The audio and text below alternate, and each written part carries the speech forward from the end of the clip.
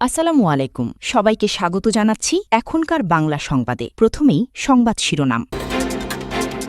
হামলায় ক্ষতিগ্রস্ত পরমাণু কেন্দ্রে জাতিসংঘ পরিদর্শকদের ঢুকতে দেবে না ইরান। সর্বোচ্চ স্তরের পারমাণবিক পরিদর্শনে রাজি হয়েছে ইরান। ট্রাম্প। মার্কিন নির্ভরতা থেকে মুক্ত হতে চান নেতানিয়াহু। 60 দিনের মধ্যে যুক্তরাষ্ট্র ইরান পরমাণু আলোচনা। এতক্ষণ শুনছিলেন সংবাদ শিরোনাম, এখন বিস্তারিত। তার আগে আপনি যদি ইরানের পক্ষে থাকেন তাহলে ভিডিওটি লাইক করে চ্যানেলটি সাবস্ক্রাইব করে কমেন্টে লিখুন স্ট্যান্ড উইথ ইরান। হামলায় ক্ষতিগ্রস্ত পরমাণু কেন্দ্রে জাতিসংঘ পরিদর্শকদের ঢুকতে দেবে না ইরান। সুইজারল্যান্ডে মধ্যপ্রাচ্য যুদ্ধ অবসানের লক্ষ্যে প্রথম দফার আলোচনা শেষ হওয়ার পরপরই ইরান সাফ জানিয়ে দিয়েছে যে গত বছর মার্কিন ও ইসরায়েলি বিমান হামলায় ক্ষতিগ্রস্ত হওয়া তাদের প্রধান পরমাণু কেন্দ্রগুলো পরিদর্শন করতে পারবে না জাতিসংঘের পরমাণু পর্যবেক্ষণ সংস্থা IAEA। মধ্যপ্রাচ্য জুড়ে চরম বিশৃঙ্খলা সৃষ্টি করা এবং বৈশ্বিক অর্থনীতিকে নাড়িয়ে দেওয়া এই যুদ্ধ বন্ধের লক্ষ্যে তেহরান ও ওয়াশিংটন ইতোমধ্যেই একটি সমঝোতা স্মারক স্বাক্ষর করেছে। এর আওতায় ইরানের পরমাণু কর্মসূচি এবং নিষেধাজ্ঞা প্রত্যাহারের মতো বড় বিষয়গুলো স্থায়ীভাবে সমাধানের জন্য দুই পক্ষকে 60 দিনের একটি সময়সীমা দেওয়া হয়েছে। এই চূড়ান্ত চুক্তির লক্ষ্যেই কূটনৈতিক তৎপরতা এখন তুঙ্গে, যার অংশ হিসেবে ইরানের শীর্ষ নেতা মধ্যস্থতাকারী দেশ পাকিস্তানে সফরে যাচ্ছেন এবং মার্কিন পররাষ্ট্রমন্ত্রী মার্কো রুবিও উপসাগরীয় মিত্র দেশগুলোর উদ্দেশ্যে রওনা হয়েছেন। একই সময়ে ওয়াশিংটনে লেবানন ও ইসরায়েলের মধ্যে সরাসরি আলোচনারও প্রস্তুতি চলছে। সর্বোচ্চ স্তরের পারমাণবিক পরিদর্শনে রাজি হয়েছে ইরান। ট্রাম্প। মার্কিন প্রেসিডেন্ট ডোনাল্ড ট্রাম্প দাবি করেছেন ইরান তাদের দেশের পারমাণবিক কর্মসূচিগুলোতে সর্বোচ্চ স্তরের পরিদর্শনের সুযোগ দিতে সম্পূর্ণরূপে সম্মত হয়েছে। নিজের সামাজিক যোগাযোগ মাধ্যম ট্রুথ সোশ্যালে দেওয়া এক পোস্টে ট্রাম্প স্পষ্ট করে বলেন, ইরান যদি এই শর্তে রাজি না হতো তবে তাদের সঙ্গে আর কোনো ধরনের আলোচনা বা সমঝোতা চালানো হতো না।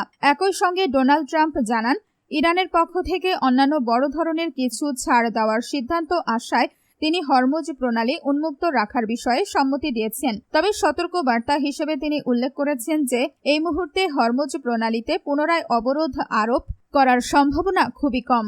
তা সত্ত্বেও যদি কখনো প্রয়োজন হয় সেই পরিস্থিতি মোকাবেলা করতে সব যুদ্ধ জাহাজ এখনো যথাস্থানে মোতায়েন রয়েছে।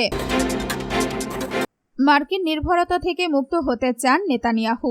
মার্কিন যুক্তরাষ্ট্রের প্রেসিডেন্ট ডোনাল্ড ট্রাম্পের প্রশাসনের সঙ্গে বিদ্যমান মতপার্থক্যের জেরে ইসরায়েলের প্রধানমন্ত্রী বেনিয়ামিন নেতানিয়াহু মঙ্গলবার 23 জুন বলেছেন, ইসরায়েলকে অবশ্যই বিদেশি সহায়তার ওপর নির্ভরতা কমাতে হবে এবং একটি স্বাধীন অস্ত্র ব্যবস্থা গড়ে তুলতে হবে। অধিকৃত পশ্চিম তীরের অবৈধ গুশ এতজিয়ন বসতি ব্লকে একটি কোর্সে অংশ নেওয়া রিজার্ভ কমব্যাট অফিসারদের সঙ্গে বৈঠকে নেতানিয়াহু এই মন্তব্য করেন। তিনি স্পষ্ট করেন যে ইসরায়েল ওয়াশিংটনের কাছ থেকে পাওয়া সহায়তার মূল্যায়ন করলেও এখনও নিজস্ব সক্ষমতা জোরদার করা অত্যন্ত জরুরি। ইসরায়েলি সংবাদ মাধ্যম ওয়াইনেট জানায়, নেতানিয়াহু বৈঠকে বলেন, আমাদের মার্কিন বন্ধুদের কাছ থেকে ইসরায়েল যে সমর্থন পেয়েছে আমি তার গভীর প্রশংসা করি।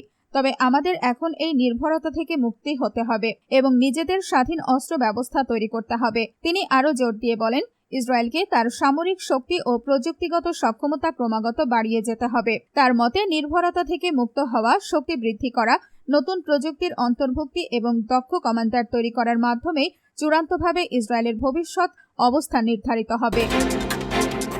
60 দিনের মধ্যে যুক্তরাষ্ট্র ইরান পরমাণু আলোচনা। সুইজারল্যান্ডে অনুষ্ঠিত সফল প্রাথমিক আলোচনার পর আগামী 60 দিনের মধ্যে পরমাণু ইস্যু, ব্যালিস্টিক ক্ষেপণাস্ত্র কর্মসূচি এবং আটকে থাকা ইরানি সম্পদ নিয়ে টেকনিক্যাল পর্যায়ের আলোচনায় বসতে যাচ্ছে যুক্তরাষ্ট্র ও ইরান।